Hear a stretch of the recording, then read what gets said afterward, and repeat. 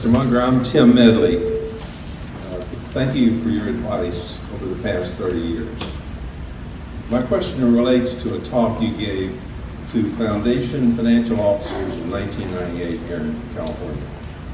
And in that talk, you were critical of the complexity and the expense of many foundation portfolios. And you said specifically, an institution with almost all wealth invested long-term in just 3 fine domestic corporations is securely rich.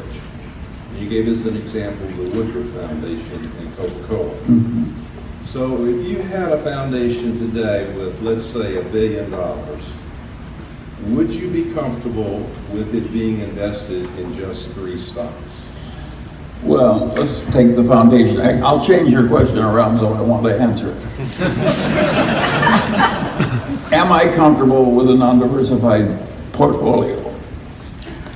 Of course I'm. Well, if you take the Mungers, I care about the Mungers.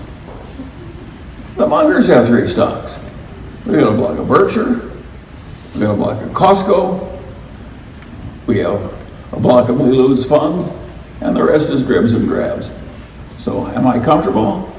Am I securely rich? You're damn right I am. And could other people be just as comfortable as I am if they didn't have a vast portfolio with a lot of names in it? Many of whom neither they nor their understand or their advisors understand. Of course they'd be better off if they did what I did. But and is 3 stocks enough?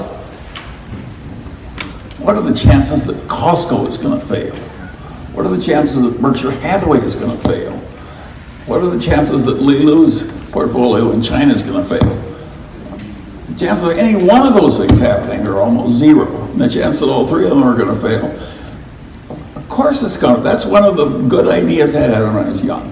When I started investing my little piddly savings as a lawyer, I tried to figure out how much diversification I would need if I had a 10% advantage every year over stocks generally.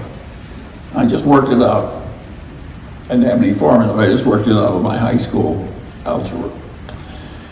And I realized that if I was going to be there for 30 or 40 years, I'd be about 99% sure to do just fine if I never owned more than 3 stocks, and my average holding period was 3 or 4 years.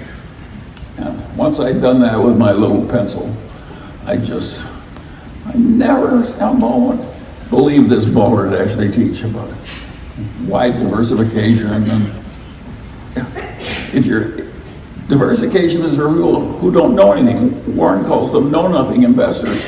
If you're a know-nothing investor, of course you should own the average. But if you're not if you're actually capable of figuring out something that'll work better, you're just hurting yourselves for looking for 50 when 3 will suffice. Hell, 1 will suffice if you do it right. 1. If you have 1 cinch, what else do you need in life? And so the whole idea of that the know-something investor needs a lot of diversification. To think that we're paying these professors to teach this crap to our young. And that people think they should be paid by telling us to diversify.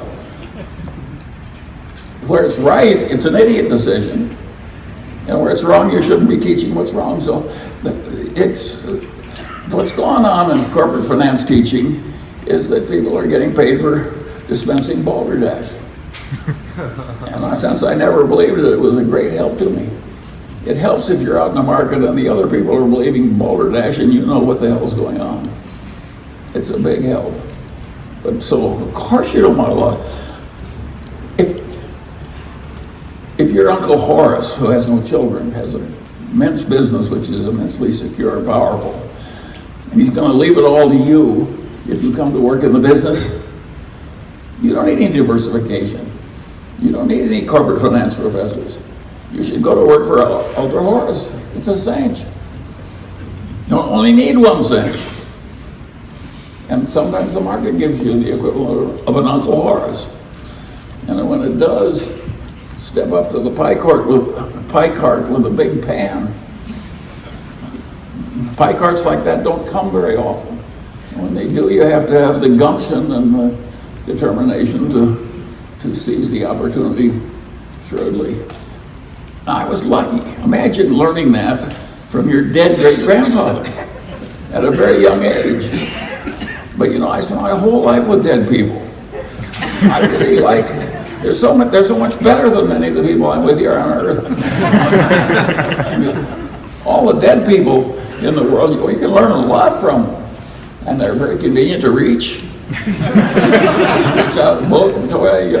There's problems of transportation. And so I really recommend making friends among the eminent dead, which of course I did very early. That's been enormously helpful. Some of you wouldn't have helped me, but Adam Smith really did.